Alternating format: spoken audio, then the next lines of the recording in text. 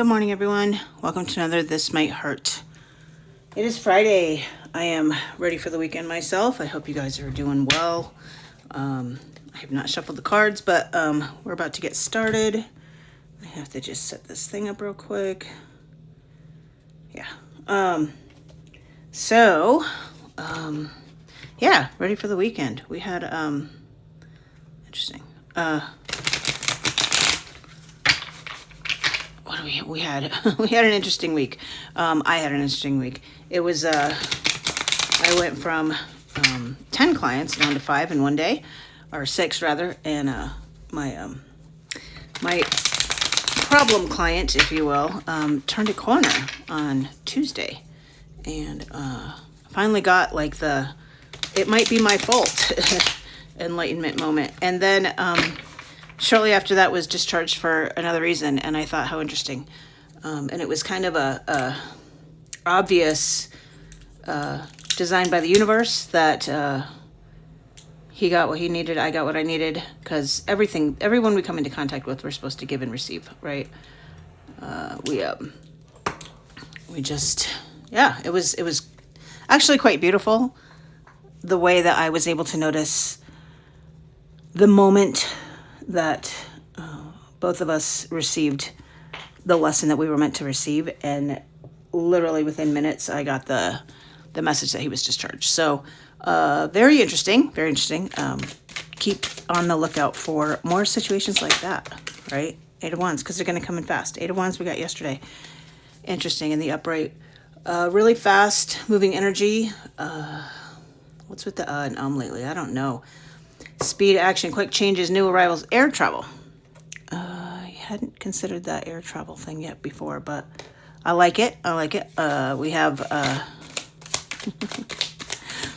I literally cannot stop saying I am going to make a concerted effort on that one. Then the Lovers. Just that perpetual self-love of divine feminine, divine masculine, being able to nurture yourself. We need to be able to embrace the wounded masculine and nurture the wounded masculine, and at the same time be protecting and comforting the wounded feminine, in order for both of those, wounded feminine and wounded masculine, to come into their healed selves, right? And I'm not sure that we ever fully come into that healing, but we always work to be a little bit better today than we were yesterday. But this is all about the selves. We call it the selves in my group: self-love, self-worth, self-esteem, self-care. I tell my group all the time, the answer to every question you ever have will be the selves, right? If you want to ask me, how do I feel more confident? Self-care, self-worth, self-esteem, self-confidence, all of the selves, right? There's always something you can put that towards that will make the thing better. And ultimately, that's what we're here to learn, right? We're here to return to the ultimate unconditional self-love from whence we came. All right, next card's out. Hanged Man, looking at things. Well, we got the whole reading from yesterday. Hanged Man, looking at things from another perspective. The Magician, knowing that you have the power within your hands, as above, so below. You are the magic. And then going within, and we talked about this a lot yesterday with it looking like the Fool. The shadow side, not the shadow side of the Fool. I don't want to say that because it sounded as if it was a bad thing. But I mean the shadow side as in the light in the darkness of the Fool, right? Following your true north. In fact, I'm even wearing a shirt today that says find your true north. But following that North Star, and you carry that star within your own lantern. Following your values, your belief systems, things that matter to you, might be different from other people. And that's okay, because their perspective is different. Your perspective is different. And the Magician being in the middle, it's funny how I set these cards up, can see both sides. He can try to combine the knowledge and the wisdom that he's gaining from both to create magic. Yeah, I like that. I like that for us.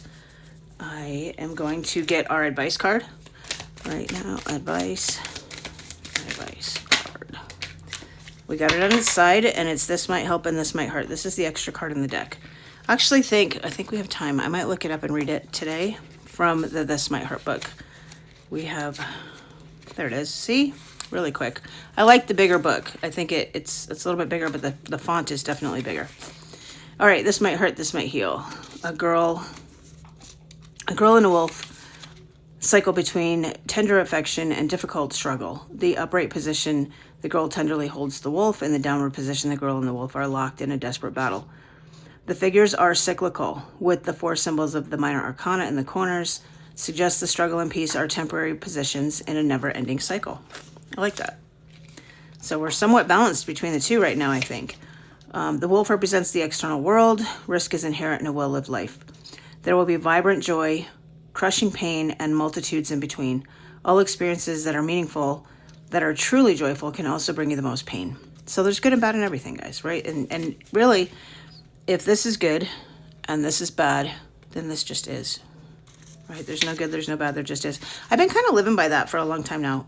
It's kind of interesting when you really can take that approach and really train your woolly mammoth to see things that way. In a downward position with the girl and the wolf fighting at the top, it suggests a time of great difficulty. The external world has bitten you. Times are hard and you are reacting to the hardship. In order to return to the equilibrium, acceptance is key. If you fight what has happened to you, blame yourself, or refuse to recognize what is going on, you will add to your own suffering. Accept what has happened and you can become a stronger person. On the other side, able to form meaningful bonds with those who have had similar experiences. So find your tribe. I'm hearing that in here. In the upright position with the girl and the wolf at peace at the top, it suggests a time of healing. Humans are social animals that evolved to thrive in community. Connection is key. Survival is our highest goal, and connection with others in the world around you will facilitate growth. Take care of your people, love your world, and you will also be taken care of and loving yourself. Love that message for us. It's not good, it's not bad, it just is. Maybe taking a little more of that attitude lately with the things that are going on in your life. We have 4 major arcana with some fast-moving energy. You have some big life lessons coming on. I feel like it's a big level up.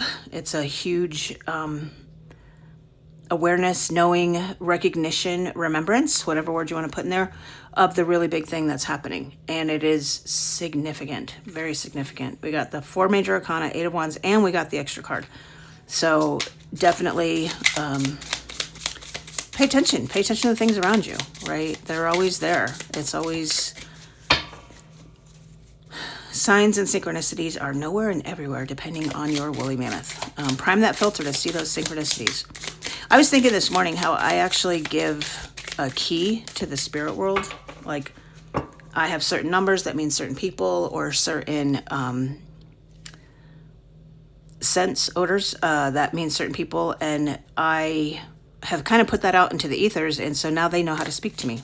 And now when I see them, so is it that I made it up? Probably, but they're answering the call too, right? So let's talk about what might help. This might help. Come on. Okay, we've got the Broken Cup and the Nightmare. So the Broken Cup, I'm feeling that that's the 5 of Cups potentially, and then the Nightmare being 8 of Swords, maybe the Devil. Let's see.